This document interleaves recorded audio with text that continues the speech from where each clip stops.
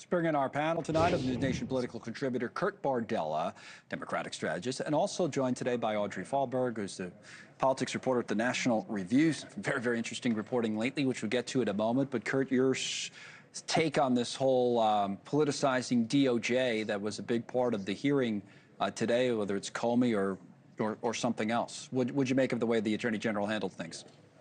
I mean, I think that she flipped the script on them. I think, members of Congress, especially senators, and I say this with reverence as someone who worked in the Senate back in the day, they are not used to witnesses in any way being argumentative, being contrarian, being assertive. They're used to just asking their questions and trying to get the yes or no answer. And I think that the Attorney General did a really good job of just not letting them get away with that. Interesting. Yeah, she was right back. You didn't think some of that was canned stuff, though, like prepared lines and that kind of thing? It didn't come off that way to you? Or? Well, even if it's a congressional hearing, you should be prepared. I think that's the expectation with the hearing. Let me tell you something. The opening statements and line of questioning done by members of Congress on that dais, they were prepared. They were written out. That used to be my job at the Oversight Committee, preparing for members for hearing. It's all scripted. Yeah, I guess I'm just used. People write stuff for me and I refuse to read it, which is a whole other case with the people behind. They get very, very angry. Your poor prompter runner. Yeah. Audrey, what about you on this? What'd you make of Pam Bondi today? Before you answer, let me play a clip from a Republican, John Cornyn, who was asked about this idea going after Trump's political enemies and said this. We know for sure that President Biden's Justice Department went attack President Trump and his allies, and you've heard the Attorney General say that that sort of retribution, that sort of activity needs to end. But what about what they're doing with Comey and Schiff? Thank you. Well deserved. All right, Audrey. So your thoughts on that and how well deserved was the last answer from Cornyn?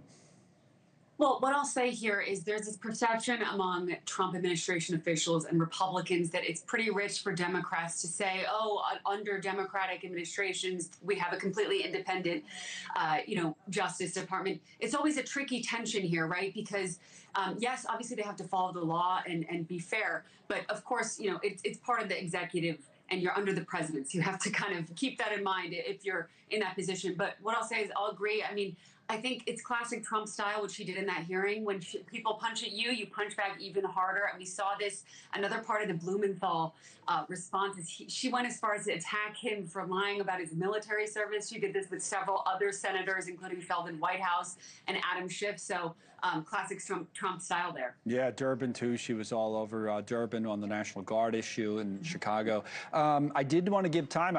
We talked about the story yesterday a little bit, Audrey, but again, National Review of this guy, Jay Jones in Virginia, and this has become a big thing. He's apologizing, yeah, but these texts, violence against an opponent, there's your article, have become a big, big story. I had a conversation with the Republican strategist by the name of Matt Klink on the show yesterday, and here's what Matt said. Leadership is doing what's right when nobody's looking. That's really not leadership for a person who's running for the top law enforcement officer in the state of Virginia. I will commend him, though. Look, he acknowledged that he screwed up. There was no equivocation. He was direct. I mean, I give him a great applause for that, and I think that he deserves credit for that. All right, Audrey, you tell us the background on this story, how it developed and what it's developed into. Well, I have to take issue with his characterization of that because, yes, he did apologize, but that strong apology came shortly before 8 p.m. the night my story dropped. When I ran my story, he did not respond to my request for comment. I gave him and his team more than enough time to respond. He went to another outlet instead, attacked my outlet, attacked his opponent, and said, now everybody, like everybody else, I send texts that I regret, but didn't actually say in that statement, I'm sorry, Todd Gilbert. Didn't get that until much later in the day. What I'm hearing now from Democrats today, obviously donors to his campaign are extremely fragile. They're also really embarrassed, but there are no plans for him to drop out, no plans to cancel on his debate against Republican incumbent Attorney General Jason Yares. Maybe that'll change, but Democrats are in a pickle here because early voting started. Yeah, thanks to the story you broke, Audrey. So good reporting on this. And now, Kurt, you would be, as you just mentioned a moment ago, in a position maybe you'd be advising politicians on how to handle a situation like this. Story breaks about an AG candidate in the Democratic Party in a state like Virginia through Audrey's reporting. How should other Democrats be handling this story, or should they be?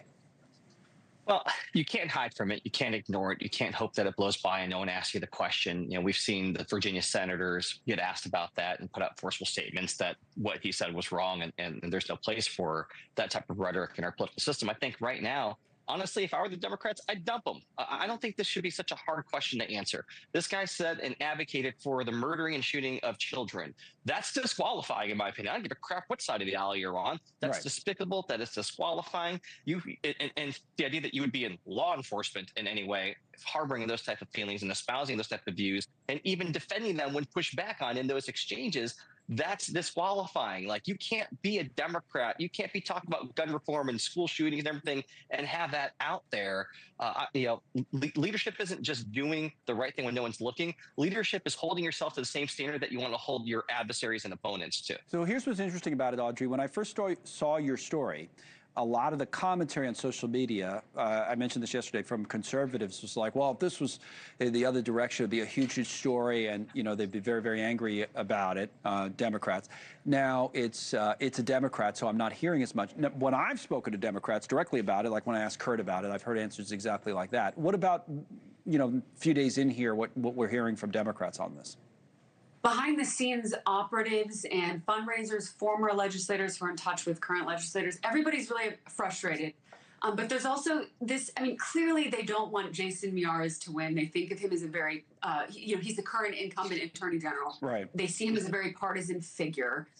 So some of that, there are varying reactions. Some people, obviously the donor side, like I mentioned, is extremely frustrated, but then there are other people who are kind of like, I still would rather him win than Jason Miyares. But it's kind of remarkable hearing that. And you're right. And it's important to remember the Ralph Northam scandal, the former Democratic governor who there was a blackface scandal. Abigail Spanberger at the time asked him to resign. So did a number of elected Democrats. He did not do so. Obviously, this is different because he was currently in office. This is 4 weeks out from Election Day, so it's tricky. But So no sense then that he's dropping out, Audrey? As of what I've been told today, there's no plans for him to do that, because a lot of people think that would essentially just cede the election to Republicans, because again, last time I checked, it was almost 400,000 Virginians had already voted.